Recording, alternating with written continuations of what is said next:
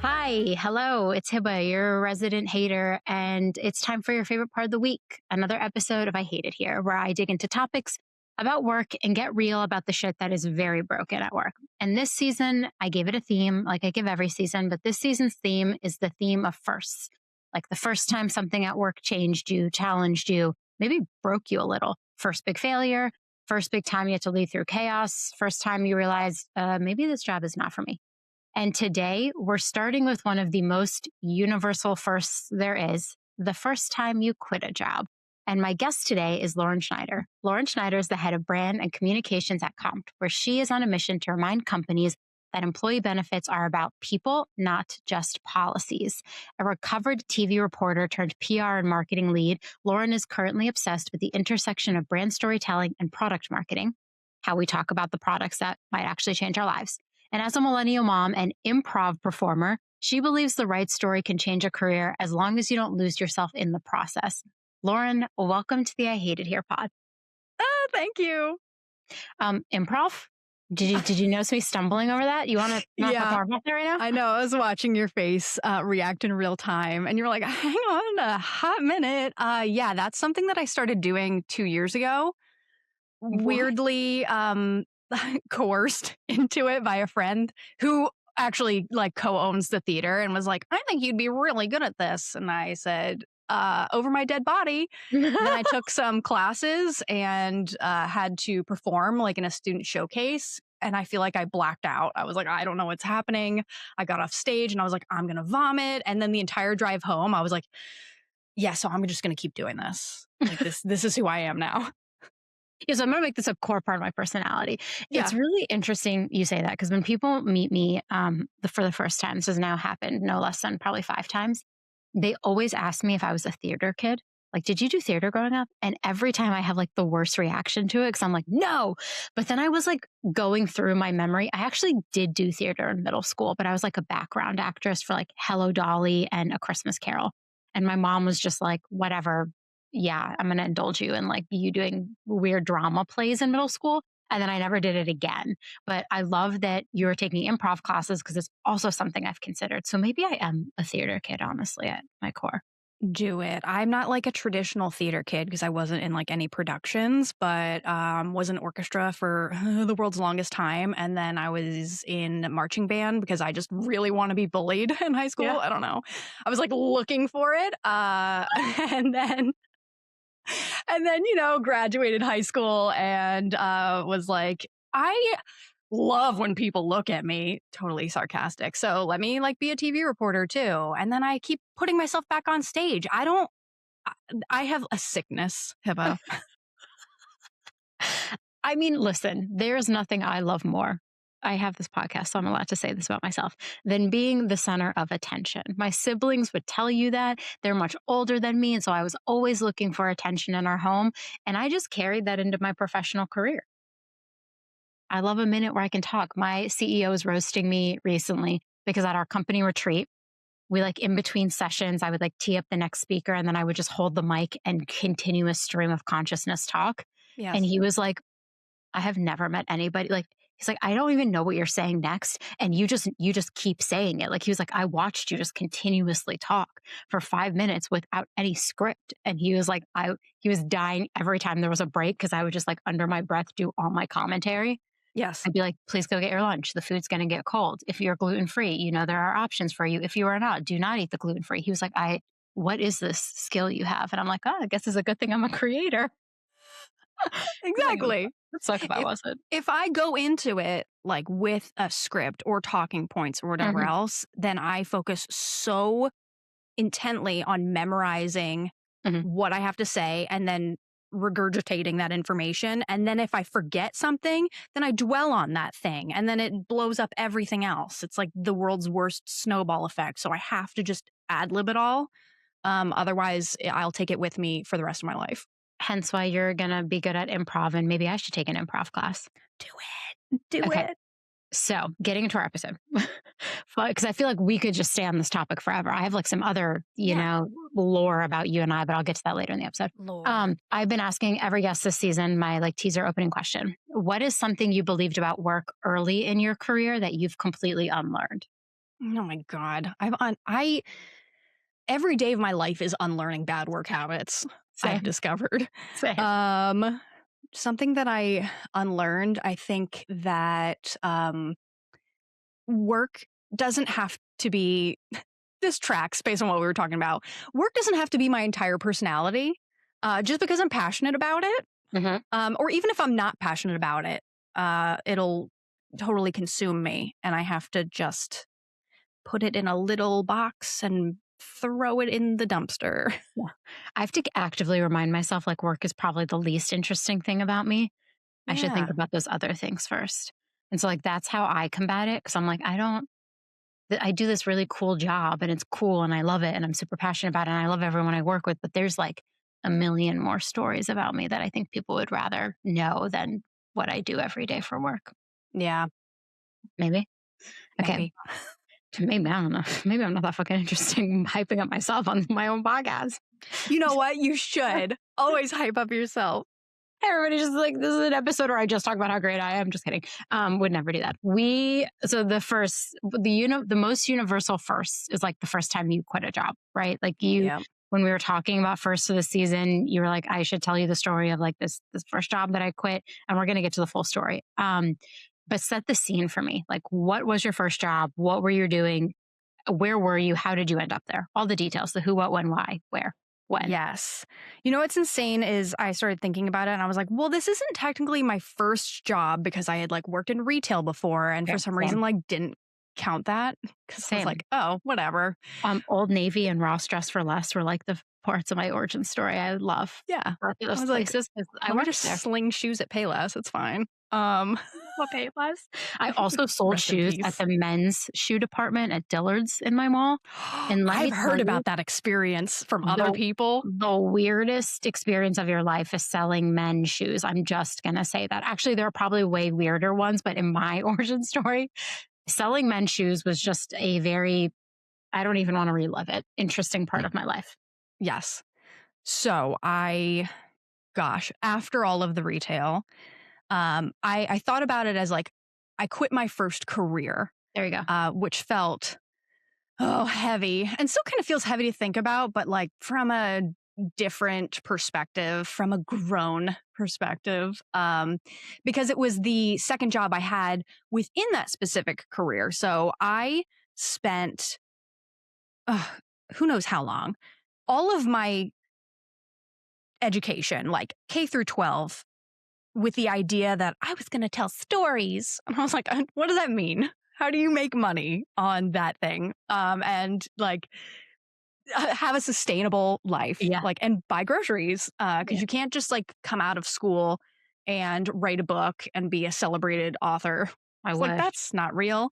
Could have done that. Um, so then, because I was a person who was even I was just terrified to do things as small as like go order a slice of pizza at the counter at the pizza place. And I was like, I Mm, can't do this. I can't. And then I told my parents, I'm going to go to school for broadcasting. And they were like, what? Are you sure? That doesn't really track. And I did it anyway. I don't know. I like to force myself into situations, I guess, to come out of my own shell. It's I do this to myself. Like all the anxiety that I have is my own fault. yep, So same for spent me. 4 years in college trying to specifically do this one thing. I was like, I'm going to be Leslie Stahl. I'm going to be on 60 Minutes. I'm going to be Keith Morrison. I'm going to do Dateline. Dang. That's the goal, like the You end really of it. you aimed high. You were like, "I'm going for the top."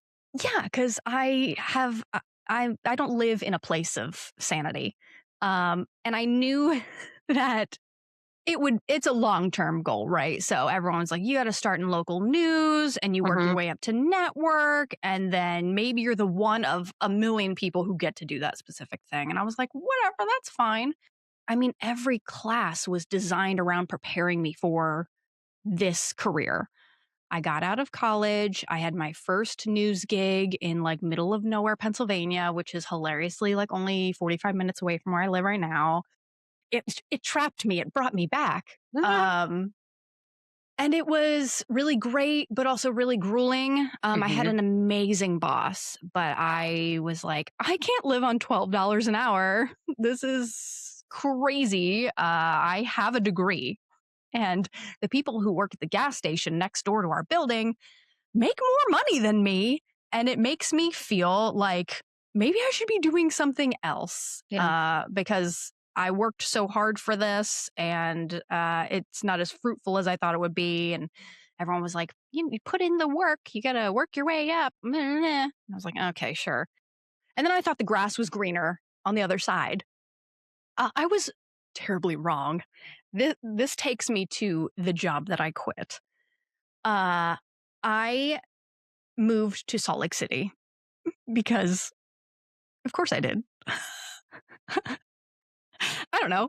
What was Salt Lake City back then? Like right now, everything I know of Salt Lake City, I've learned from the Mormon wives, the Secret Lives Yes, of Mormon wives. yeah, that all of that was happening Ah, while I was there. ah, So it's yeah. okay. It was, I mean, I also watch Real Housewives of Salt Lake City now. Both are very Yes, fascinating studies in human beings. Um, Secret Lives of Mormon wives, I let's not talk about it because it's wild. That's all it's I'm going to say. wild. Okay, so you moved to Salt Lake It's real City. life. Yeah, Yeah. which wasn't like totally nuts for me to do because I am from like the greater Philadelphia area, Hmm. went to Arizona for school, moved back just happenstance to a news station in Pennsylvania, and then met who is now my husband and he was like, what if we went to like the Pacific Northwest or somewhere else? You have the opportunity to apply for a job and go anywhere, like do Yeah. it. And I was like, okay. Because I take everything as a personal challenge and ended up getting a job in Salt Lake and moved there, signed a 3-year contract because at 23, I was like, that's a smart idea. Yeah. Yep. Stupid. No. I lasted there a year before I was like, I gotta quit this bitch. Like, I can't do Wow. this. I have so many follow-up questions. Okay, first of all, Salt Lake City, was it like a culture shock when you got there? Yes. Oh, it was a super culture shock. Also because I lived like 30 minutes south of the city because I couldn't find anywhere that I could afford to live. Because even though I got a pay raise that was not quite double, so it took me from like 25 grand a year to like 46, 47. Um, Rent was insanity. And the neighborhood that I lived in was very Mormon. And I didn't realize what that meant Ah, until I lived in it. I fair. felt very like other in a weird kind of way. Yes. Because I've met people who are Mormon like elsewhere in the United States, and maybe it's just more like relaxed. Yes. But in the, There's scales in to everything. yeah, in the Mecca that is Utah. It was next level. And I was like, oh, this is something. Even watching them, there's just like a lot I've learned about the Mormon church from Secret Lives of Mormon Wives, which I understand is not a great place to learn about something in a like salacious style reality TV show. Yeah. But it was really interesting. Like I had forgotten it's like no drinking, no caffeine, right? No, they can have caffeine because they have the soda sweet place. But Yeah. I'm butchering this already. Anyways, I've learned. It's I imagine confusing. it was a culture shock to get there and to be completely different. But you lasted a whole year. What in Yeah. that year happened where you were like, "There's no way I make it through the other 2/3 of this contract?" Yeah. So it started off okay because it was like, As most horror stories typically do. right, shiny new job. I was like, yeah, look at me. I moved from what is like the market DMA of 104 to 30, which is like crazy to do for your second job. And you've only done this for like 2 years. And you were like on the air. No. Yes. So Yeah. you were like, "Good morning. The news story today is." I like to pretend I'm on Yes. the news I sometimes was. myself when I'm getting ready. You should. But don't actually do the job. Oh, I was in the field, so like field reporter. oh, And yeah, sorry. and part of the job that was difficult but rewarding is that I was also my own camera woman. So it's called an MMJ or multimedia journalist, and that's how they Okay. get you. And you come in to, like, if you're working a day shift, for example, you come into like the 9:15 or whatever AM editorial meeting, you pitch your story for the day, you run out, you collect all the interviews, Okay. which is mostly you begging people to talk to you on camera. They're like, well, I'll tell you a story, but I don't want my face on TV. And you're like, that's what the news is. That's What do you actually, mean? I need your face on this. This is not an anonymous witness protection survey style interview. Yeah, and people are totally fine, and then you, like, punch the record button, and it's like all the blood leaves their body, and they just, like, panic, and you're like, "No, just look at me. It's fine. We can make it through this. I'm asking very easy questions." You do that, then you edit all of the video together, and then, for the, 4, 5, 6, whatever time newscast it is, depending on the station, you set up your camera out in the field wherever you need to be recording for the story. Um, you like plug in the little backpack thing so you can go live, and then you just stand there by yourself and you wait to go live, and then they toss to you and you're like, "Hi, I'm here and I'm going to tell you about my story," et cetera, et cetera. And then you sign off, you pack up, you go home, you write the web story, and then upload that. And yeah, it's not a 9-hour day. So it's like influencing, but with real news. Yeah. Because like Yeah. I'm thinking about all the influencers out in the wild filming their own content, and I was just thinking like, you really broke the mold for a lot of people, right? You were just out there. I'm kidding. I'm kidding. I'm kidding. Journalism is It was very serious. me single-handedly. Yeah. Okay. Journalism is one of, so I've worked at two media companies. I would say it's like one of the hardest and also most underpaid jobs out there. Mhm. And it would like watching media companies die today or be bought up by tech oligarchs really scares me because we always talk about it in school, like, right, like media is the fourth branch, it's the unofficial fourth branch of the government, right? Did you ever Yeah. hear that in like social Yeah, the studies whole class? freedom of the press. I mean, Yeah. we had an entire, I feel like that was my one-on-one class in college. Yeah. And now, I mean, I'm like looking at the state of media and I'm just like, and so you're telling a story where like I'm going to be so serious. I was too weak for that. Like if they were like, you go out in the field, record yourself, you do this and write the story, I'd be like, I don't think I'm qualified. Like I didn't go to Yeah. journalism school. In fact, one of my wildest stories and core memories to this day, I in high school thought I wanted to be a writer. I thought I was going to be like an English major. I mean, I am a writer now, but I don't know. Am I? I guess I'm a writer. I have a newsletter, whatever. It But counts. one of the accounts, right? But one of the classes I took in high school was journalism. And they Mhm. had a local journalist come to us, like a print journalist come to us to class to like give us like a talking to on like if we were going to pursue the career. And the Amazing. first thing this man said, the year was 2006, maybe 2007. He said, don't go into journalism. Print journalism is dying. And I'm like, Yeah. in my journalism class, my journalism teacher's like looking at him, looking at us. And I'm just like, so maybe I shouldn't go into Like, oh like my God, he I went off actually like script. immediately that I was like, I can't do this. I also like couldn't be an English major because they made you read a lot of Shakespeare. And I was like, I've done my fair share of Shakespeare. I don't want to be reading no more. So I ended up being a government major, which was a writing major, but with a history focus essentially.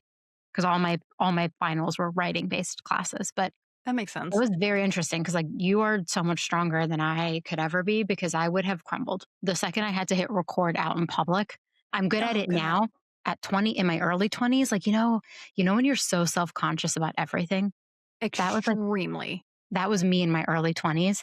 And Same. now like in my late 30s, I'm like, I could give a fuck. Like I'm in my sweatpants. I don't Yeah. care who sees me. Like it's I'm just like, you were so brave because I could not have done Thank that you. in my 20s. I would have crumbled under being on video that young in my life. It was a lot, especially because people always had like opinions that they would email in. Always. What Hurtful, is what? hurtful. They'd be like, You- "Who does your makeup? Who does your hair? You need to fire them." And I was like, "Oh, me? I do it." we don't have a budget for that. What are you talking about? So mean. I thought you were gonna be like, your news story is fake. Cause like I get readers Yeah. who write into like, I hate it here with like feedback. But if they ever were like, it's me that's like, my eyebrows aren't even, my lipstick looks weird. I should have done this. But I could not imagine at 20 getting that feedback, or like in your early Yeah. 20s getting that feedback.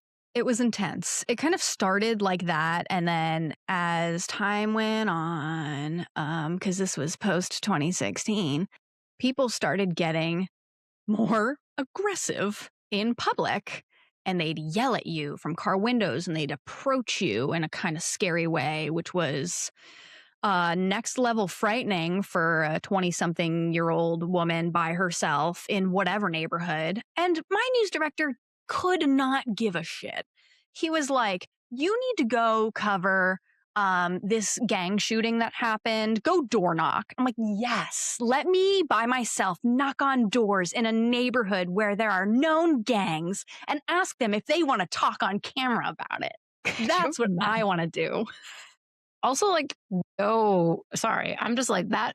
If you knocked on my door and I was in a gang and you were like, can I interview? I'd be like, I'm good. I don't need the press. Exactly. So it was like moments like that that kept adding up. And it started to make me sick, like physically sick, where I was getting like head colds all the time. And then I got the flu. How And many then I times? got pneumonia. And then I got shingles. It's an older person. Thank you. Everybody said that. They're like, what do you mean? Isn't that what someone who's elderly gets? And I was We like, take my I'm mom to get a 24. shingles vaccine. Yeah, we get my. It's like but you can stress induce it, can't you? Like you can stress because I know Yeah. like 3 people who have stress induced shingles at like early ages. Yeah, that's exactly what I did. I was also just Dang. experiencing all sorts of digestive issues at the time. I was like, everything makes me sick. Like, what is happening? Mm, And I was like, is it part of the phenomenon that happens in Utah called inversion? Because you're in the valley between two huge mountain ranges, and all of the smog just sits in there. oh, So I'm I like, didn't am know I this. sick because of the environment? Yeah, And also because my job is straight up killing me. And I was kind of like circling the drain on it, where it had been, for context, I started my job in February, and by Christmas time, I was like, I don't think this is sustainable. I don't know if I can do this, but I have to do this. I spent $100,000 on education. I spent all of this time, like, this is my career, right? yeah, This is what I yeah, have to do. yeah. I signed a contract. This is who I am. And this is why we don't associate everything of our being with our job anymore. Yeah, so that was fun. When I ended up getting that sick, I was taking, what was it, like prednisone or Percocet or something, or maybe both. I don't remember. And I had called out of work like 2 days because I had shingles. Yeah, Okay. and it's And painful. It's really painful. I was in so much pain. And at the end of the second day, my news director I can't remember if he like texted me. I feel like he texted me because that's how he communicated. And he was like, hey, so if you're going to do this, you need to have like a doctor's note. I was like, if I'm going to do this, if I'm going to like be ill, okay. Exist. Yeah. I was like, I don't understand. Oh no. And then he made me come back into work. So I was there the one day and I was like, hey, I'm on like a bunch of medication. So if you're going to send me out in the field, can you send me with a photographer? And I'll just like report like all the other reporters and not do like the multimedia journalist self whatever thing. And he was like, no, what do you mean you can't drive? And I was like, what do you mean? What do I mean? Like, I'm not going to drive. The pill bottle says do not operate Yeah. heavy machinery. Like, I'm not going to do that. So I feel like I was put in timeout because he made me just sit in the newsroom all day. And I just sat there for like 9 hours That and one. went home and cried as one does. And then I started reaching out to like mentors that I had. And I was like, what do I do? Yeah. Help What me. did any of them have good advice? Yeah, they were like, fuck that, quit. And I was like, okay, yes. However, what do I do next? Yeah. Also, Like, I have bills. That's always yeah. I was like, I don't know how I'm gonna fall back on that. Like this was I thought this was what I was gonna do with my life. Like define transferable skills because everyone leaves news and goes into PR. What does that yeah. look like? How do I do that? Do I put Yeah. together a resume? And this is when I started like, I don't know, doing the mental gymnastics of what the rest of my life might look like. While trying to come to terms with like, this is no longer my identity. And this weird eldest daughter inner voice that was like, how am I going to tell my parents? Always. I'm not even an oldest daughter. Sorry, I'm a youngest daughter, which gets a lot of heat. But also, how am I going to tell my parents is always a filter I have to go through.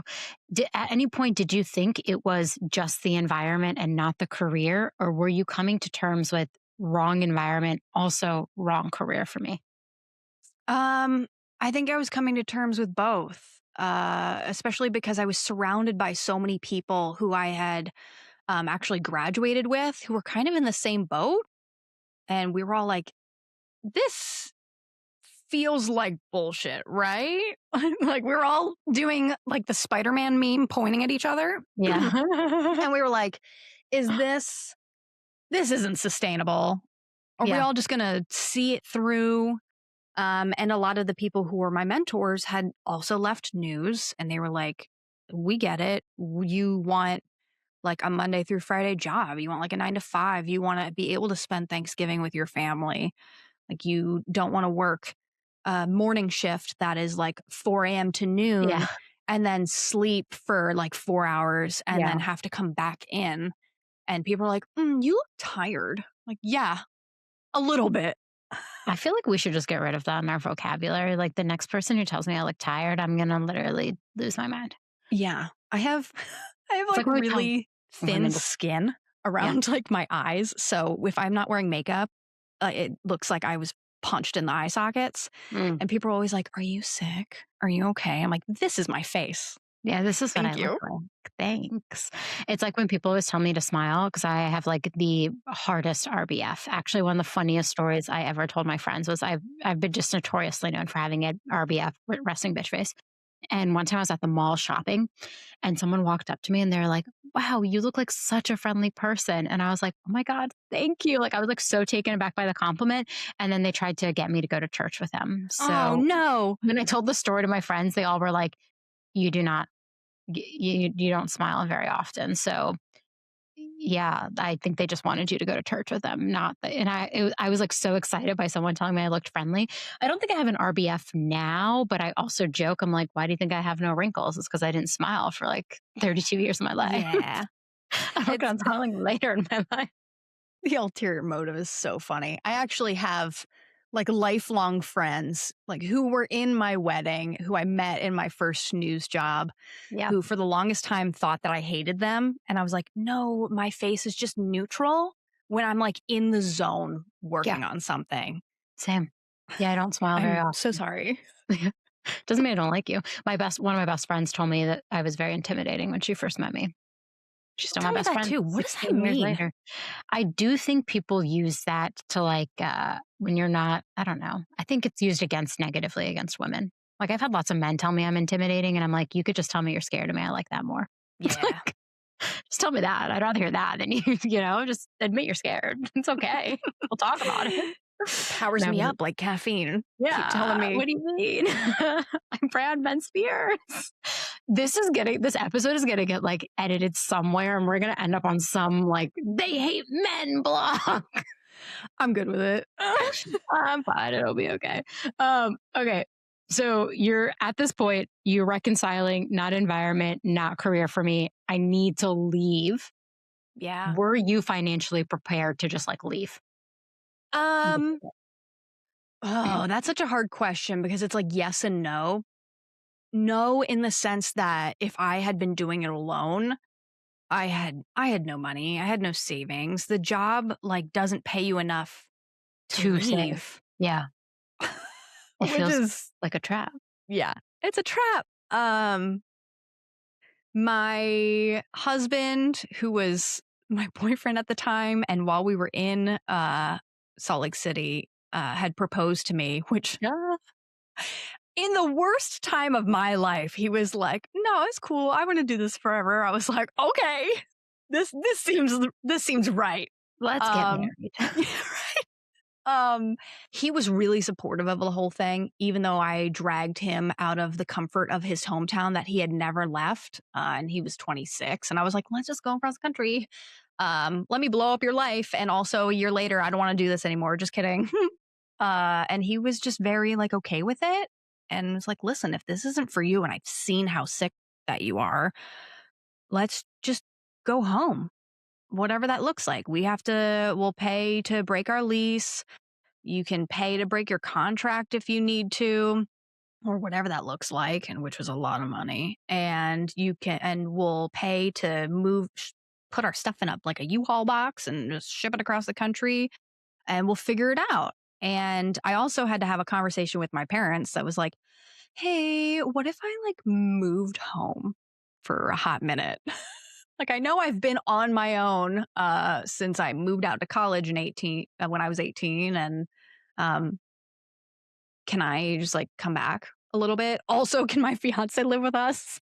My parents would have loved it. They would have been like, yep. All my siblings did a tour back at home at some point, myself Yeah. included. All of us like went off, did something, came back for home for a bit, went off and did something again. And we all live within like a 20-mile radius of each other, actually 15-mile radius of each other now. So Love that. yeah, we're all near each other. But the the having to do the can I come back home, I think is hard for a lot of people. It's actually like with the how terrible the job market is now. I'm hearing like more and more people are going back home to live with their parents. And I don't Yeah. know, my parents never shamed us for that. They were like, of course you can. Of course. Your home is our home is your home, your childhood home, whatever you need. Yeah. And my parents were too, but there was something like as I was dialing, I was like, oh my God, they're going to be so disappointed. Like I failed. I failed my career. I failed them. I failed myself. Mm. And now I have to restart and whatever that looks like. And really, I was only there for a year, and they let us live there rent free, which was really nice. But we were like paying for utilities that we were using and buying our own groceries and whatever else. And I got, I guess, majorly lucky because when I quit in February, I don't even remember, like, I think it was like February 20th. My birthday's Um, the 19th, so I would have oh, just celebrated my happy birthday birthday to you. and then you quit it. um, I ended up getting a job like within a month in my hometown, which is nuts. I Well, interviewed for times are only two different now, jobs. as you Yeah. know. Like Yes. now that's not the case, but like no offense back then, not to be like back then in our day, but like back then in our day, In our it day. was common that you could turn around and get a job within 6 weeks very quickly. Yeah. I had interviewed at two places. One was at a university in the city, which is UPenn. That was a weird experience. I have a totally different weird story about that, where during the interview, the woman opened her desk drawer and took out a Diet Coke and just cracked it open and was just like chugging it while I had to focus and answer her questions. And I was like, what is this experience? I am also the weirdo who I don't eat on interviews, but like I eat on a lot of meetings, so I get it. But like an in-person interview, chugging a Diet Coke is interesting work, honestly. I mean, like I'm not against a DC, but like interesting to do that. It was wild. I never heard back from them. Like a year later, they were like, "Oh, you didn't get the job," and I was like, "Oh, really? I Oh, didn't." a year, yeah. Do you think so? Surprise, surprise. And then I interviewed at this other place where I ended up actually getting the job, which was my first foray into like PR and marketing and social. And I was really able to talk my way into the job because they did not understand what that role even was. Like they Mm. didn't know what they were looking for. they didn't know who would or wouldn't be qualified for it. So I really got to like make it my own. And it was good because I had something to fall back on and a place to just like experiment and learn. But it was bad because I didn't really have anyone to learn from. So you had to teach And yourself. yeah, I was like, oh, I'm making a career change into what? And no one to teach me the thing that I needed to know, and no one's defining my expectations for me, but I'll figure it out. Yeah, it was great. That's Just life. kidding. I was there for 3 years. I don't know why I did that. You made it work. I've also I sometimes did. I'm like, why did I do that? But sometimes you just hang out till you figure out the right time. I'm like a Yeah. firm believer in like right time, right place too.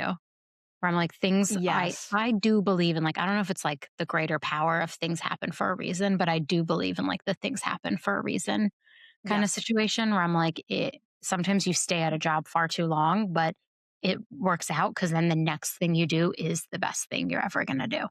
That is exactly how it happened for me, where in the moment it felt like total chaos and I was just straight up panicking and just existing through life. Every morning I was like, okay, here we go. And every night I was like, what sleep? I'm just going to lay here with my thoughts and wonder if I've made the right decision. And left news, worked in whatever kind of PR marketing for a few years. I ended up having my first child, and that like unlocked something in my brain that was more powerful than the I'm doing it for me and the I'm doing it for her. And I knew during my maternity leave at that job, I was like, if I go back, I will be making a mistake. Mm. So I didn't. I quit that job with nothing lined up.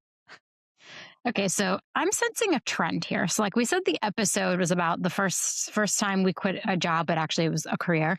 But you also maybe it's like the first time quitting without a safety net or like a backup plan. I don't. You seem to have a trend of making up your mind and then doing it. Yeah, you know what's insane? Because I did it again after that. Okay, a three-peat. She said not one, not two, but three times I shall do it. Listen, you are far braver than me. I'm the kind of person who like would quit a job, give my 2 weeks. It would be on a Friday. I would start the Monday after. I only got to take breaks later on. And I only ever one time didn't have a plan set up. And I was Yeah. like already actively interviewing in like final stages with a lot of roles and got to take 6 weeks in between two gigs to like figure out my life. But you're far braver than me is also the theme of this episode. Why I do you don't keep doing this? Am I brave or am I a psychopath? Mm. Um, I I ask myself that question every day. No. also because I was raised as so many millennials are, that's like, you go to college, you get a job, that's your career. If you quit, you have something lined up. Don't Or yeah. quit a job until you have a job or whatever. Whatever the Or saying like is. it doesn't matter how bad your job is, just keep it because Suck you it could up. you could fix it. You can fix him. And I'm just like, no. You Yeah. cannot fix bad organizations with No. terrible cultures. That's an impossible feat. Yeah. I think what had happened in the second place that I just quit, because it sounds willy-nilly, but I put a lot of thought into it before I, Yeah. like, go for it. I don't feel like you're the rage quit type. I think you're the type No. that's like, this is really not serving me. So I must no longer be here. Yeah. I I kinda did rage quit the third one. I'm so sorry. Stop, I'm so Lauren. sorry. Stop. This episode is truly chaotic and I love it.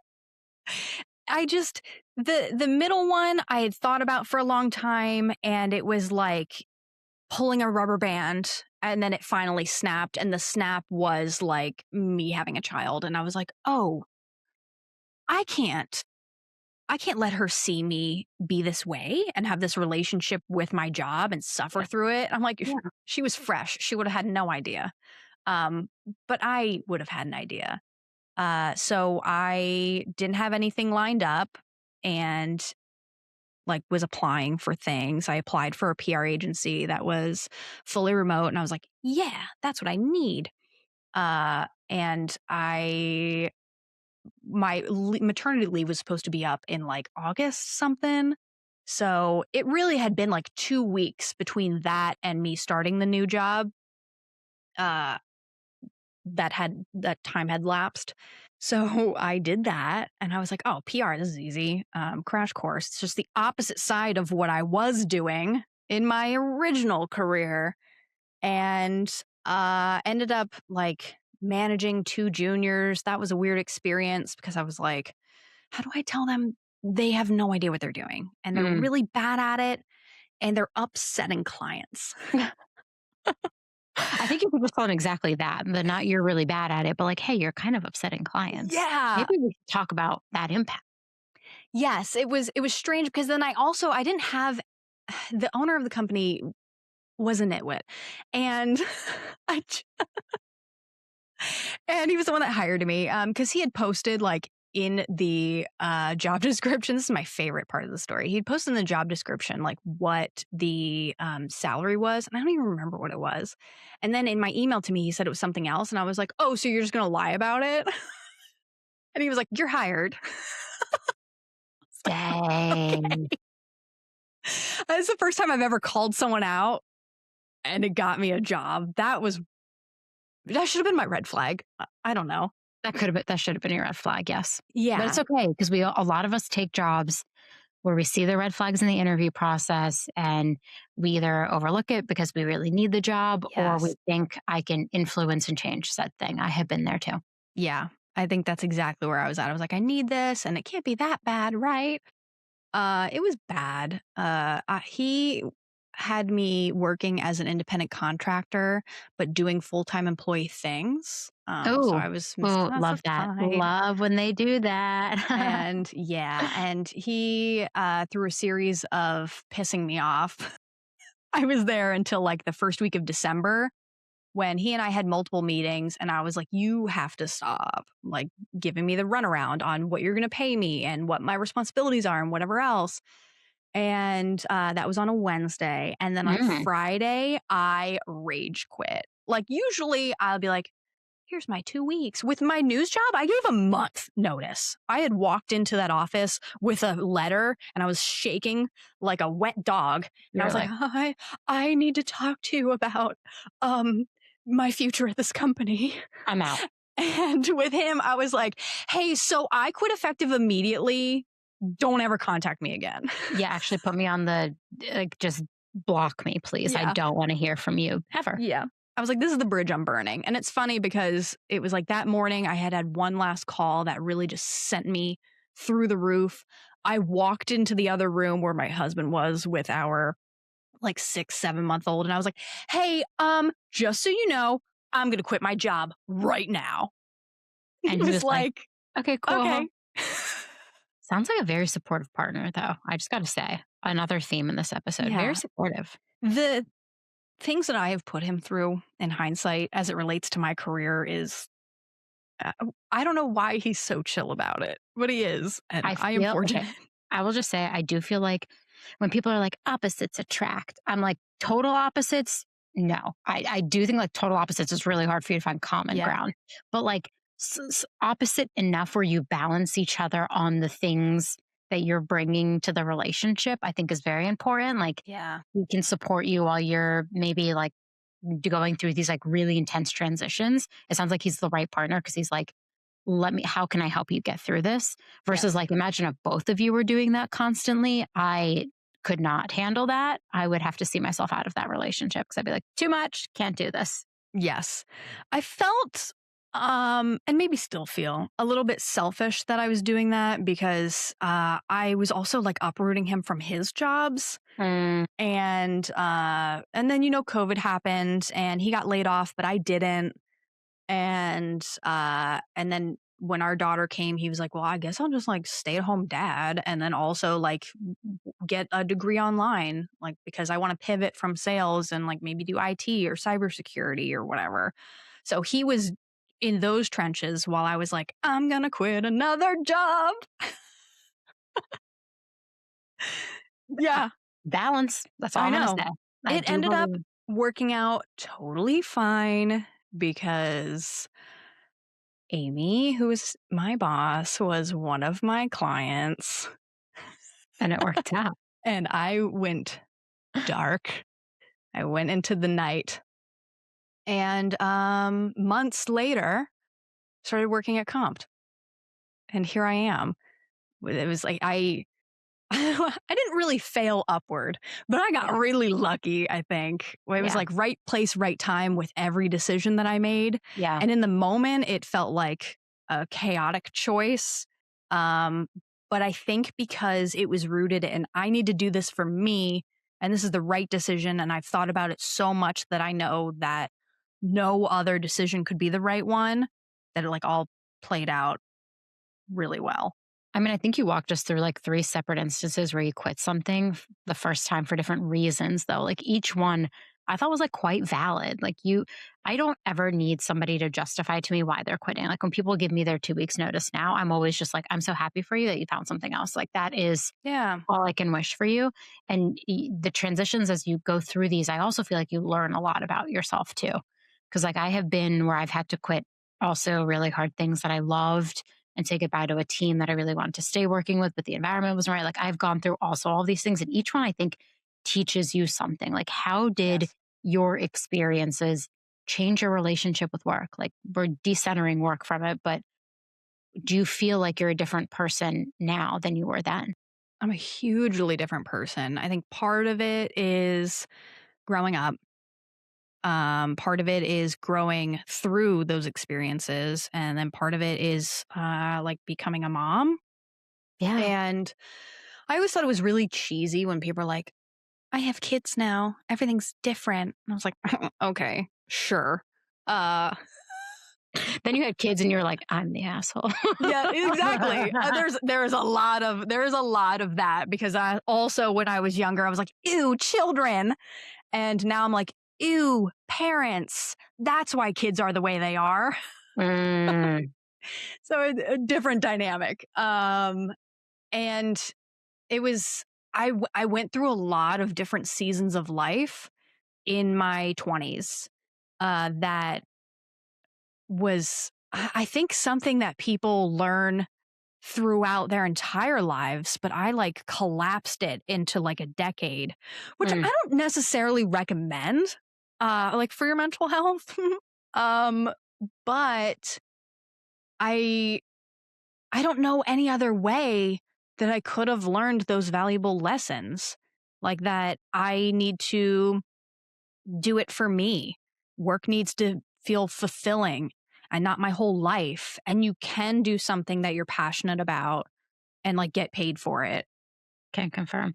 Also, like when a lot of people talk about resilience, they're like, oh, like building resilience is so important. And I'm like, okay, you can only build resilience when you've like really gone through bad things. You don't just like wake up one morning and you're like, I'm resilient. Like as you Yeah. were telling the story of all the jobs you quit and the career you transitioned out of, I really couldn't help but think like you're just like a highly resilient person. By the time that third time came around, I really do feel like you were just like, I can handle this. Like I Yeah. can get through it. I'm going to make it through. I'll find the path at the end of the way and it'll happen. But I mean, I think that also stood out to me. Like you don't get to be resilient overnight. You get it through going through some really hard things. And I think that first job you had probably set you up to be able to deal with the madness of every other job after potentially.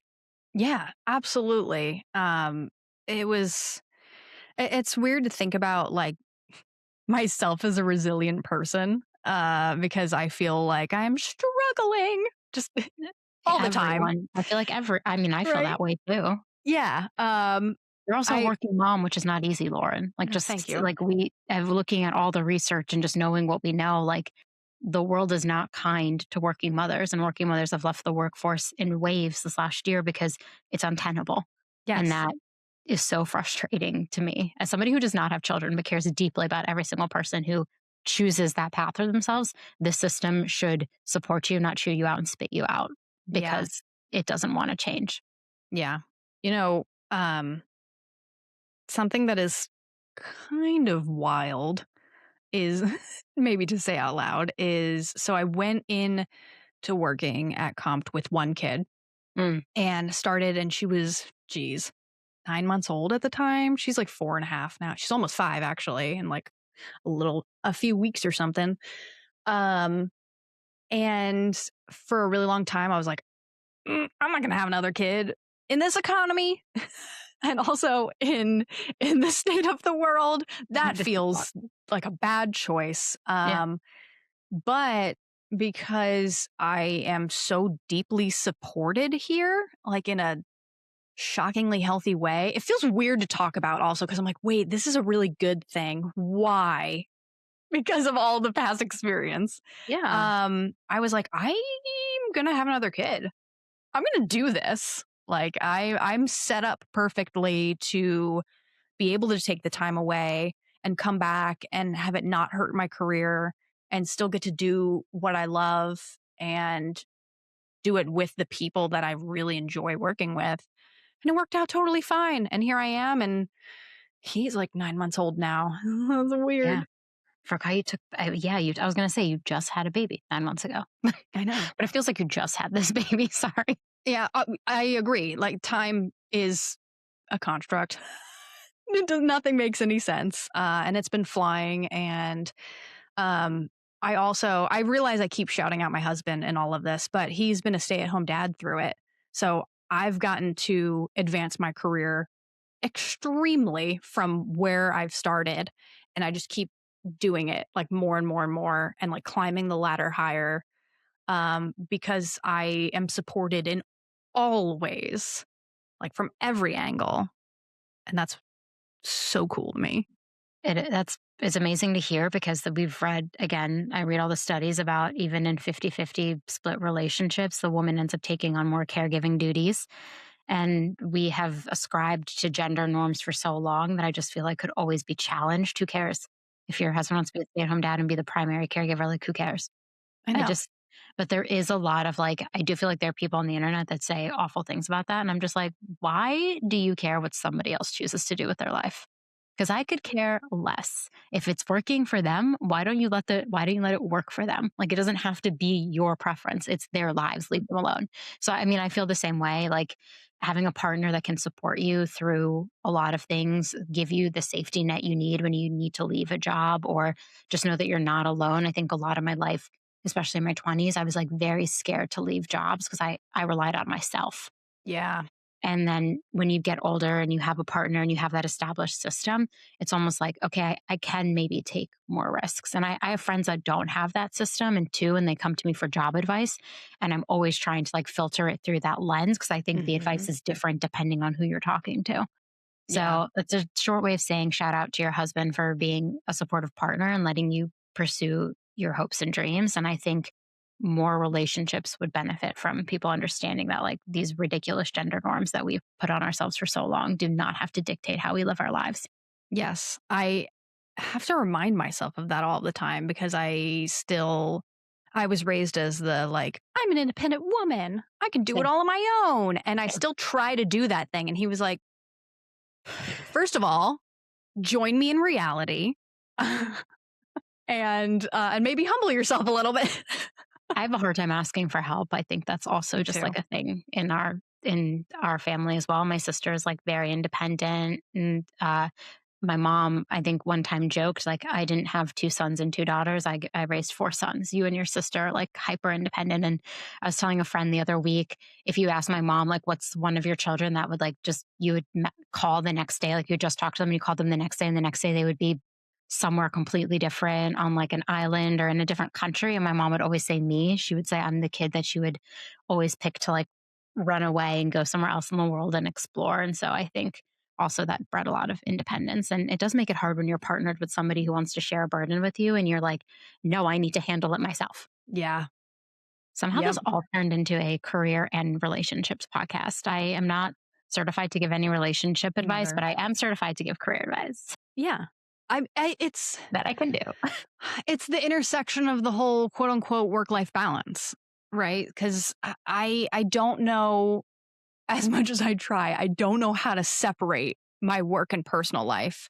I don't think that my job is my entire identity now, which is a good thing. Like for the longest time, people, when they go around the room, they're like, "What's a fun fact about you?" Which, first of all, I hate. Because 'Cause what's fun to me might not be fun to you. Yeah. And second, I never really had an answer. I was like, I don't Mhm. know, what do I say? What's a fun fact about me? And people always like anchor their identities in something. Like I'm a Mhm. mom or I'm a firefighter. And that like no, That was that's a good your example. career. That was a good Like example. yeah. Just I don't know. That's your career. That's who you are to someone else. Who are Yeah. you? I'm Yeah. like, that's a good question. And now I can say like I'm fun fact, I do improv, or fun fact, like I still try to read as much as I can, even though like my children consume all my free time. And then by the end of the night, when I actually do have free time, I just want to turn my brain off and watch the worst possible thing I can find on Netflix. Like, you know, Um, no, that's fair. I mean, it is interesting. I'm trying to think about what I always said for my fun facts, and my fun fact was always like, I speak another language fluently. And then I was well, like, that's kind of cool. that's a good fun fact, right? Yeah, it's a good fun fact. No, but mine's never about work. Again, back to like our very beginning thing. Like, I don't think we should center work as our identity ever, especially in a capitalistic society. Like, if we're lucky, we get to do work that we are passionate about, right? I feel privileged every day that I do work and I get paid to do work that I care about. Me too. But also, that should not define who I am as a person. There are interesting parts to me as a sister, a partner, a best friend, HR influence. There's so many other interesting things about me than the thing I do for work. But I feel like we've talked about that a lot this episode. Okay, so what do you want somebody who might be sitting in the exact same place you're sitting at in that first career that you quit? They're running on empty. They're not sure if they can keep going. What do you want them to take from your story? Oh my God. I know that you sent me this question ahead of time, and then I thought about it literally for hours because I was like, I could say so many things. I think it comes back to the like, whatever it looks like, whatever next looks like, just do it for you. Mm, I realize it's scary, and maybe you're not as fortunate as I was to like have all these different people and places to fall back on. Um, but and you don't have to do anything huge, right? Like you don't have to just like go rage quit your job or not just have anything really set fun. up or Yeah. whatever else. But you can do something small. Like take this small step or whatever feels like a small win to you to reclaim like your you-ness. Yeah. The claim your Eunice is so, first of all, I don't think that's a word. It sounded really weird saying it. No. So, I just because words are my job doesn't mean I'm good at them, the okay? claim your Eunice is really sending me. I'm so sorry. Anyways, okay. I really like that piece of advice. I really feel like while telling us about these three journeys, you really did find where you wanted to be in the end. And so I think about that a lot when I think about how I got to where I am. I couldn't have gotten to where I am without all of these pieces. And I think early in my career, I hit a lot of myself personally. And then a lot of my frustration at work was not only about the environment, but that I also couldn't stand up for the things I believed in. Yeah, And so all of that contributed to who I am today when I think about why am I so vocal about the things in HR that upset me so much. It's same. because I couldn't for so long say those things. I couldn't be the me I wanted to be. I couldn't embrace my Eunice. Yeah. I just I'm I dying. am so tired Yeah. of censoring myself Yeah. or softening myself for to be palatable to other people. Like I don't I need to just I need to do it for me. Yeah. Life's too short. Life's too short to be anybody else other than yourself. But Yeah. Lauren, this was so fun. We finally made it happen. We Yay. did it. Recorded a whole episode. We didn't get too off base. We got through your firsts. Firsts, I said plural because we got to a lot of firsts actually. I am um, so sorry. for people looking to get in touch with you, how can they get in touch with you? Oh, any which way. You'll see me out on the internet because I like to pretend that I'm an influencer, even though I'm not. You I are. yeah, maybe I post on LinkedIn all the time, so you can just search my name and there I am, slide into my DMs in an HR appropriate kind of way. Love. You can email me. I'm Lauren at compt.io. I don't know. Maybe we can like do some Zoom chats. And then next thing you know, we have each other's numbers and we text. That happens a lot for That me. happens a lot. Also, can you text me after this? Because I'm not sure I saved your number and my texts are a mess right now. That's fine. I saved your number, so it'll be okay. I watch you text me pop up and it is your number saved. My texts are a fresh hell. I have 579 unread texts. I'm working on it. No, I can't do that. That's Oh my not God. life Maybe for I should me. delete that one. That's kind of crazy. Okay. Well, so my friend has a joke where she's like, you either reply to a text in 3 minutes or 3 business days. And I'm like, I think that's a fair timeline. You're either getting my immediate response or you're getting my response in 3 business days. Just get over it. Okay. I cannot wait for more collaborations in the future. Maybe you come back for our next episode or Amy comes on at some point too. Amy, your CEO at Compt, because I would love to have her on. Yes. Again, from the bottom of my heart, thank you for spending time with me today. And thank you for making me think about my you-ness, something I will continue to giggle about. I hate that I said that. Oh, keep it in. Don't edit it out. I love that you said that. The episode title is going to be Embrace Your You-ness.